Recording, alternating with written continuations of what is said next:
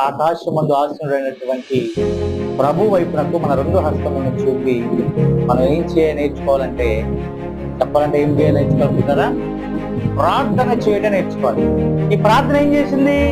గొప్ప విజయాన్ని తీసుకొచ్చింది. ప్రార్థన ఏం చేసింది? అప్పటి వరకు భయముతో ఉన్నటువంటి వారిలో, ఆందోళనతో ఉన్నటువంటి వారిలో భయము ఆందోళన తీసుకొచ్చి జయము వైపునకు నడిపించింది ఈ ప్రార్థన. అమాలేకు మీద అద్భుత విజయాన్ని తీసుకొచ్చేట్టు చేసింది ప్రార్థన.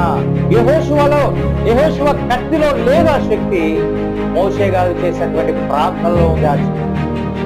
ఆ ప్రార్థనే జయించేటట్టు చేసింది. కాబట్టి పుల్లరా, నీవు నేనేం చేయాలంటే పుల్లరా, ప్రార్థనలో శ్రమ వచ్చినప్పుడు, కష్టం వచ్చినప్పుడు బాధపడకుండా ప్రార్థన చేసే అనుభవాలలో మనం నడవాలి.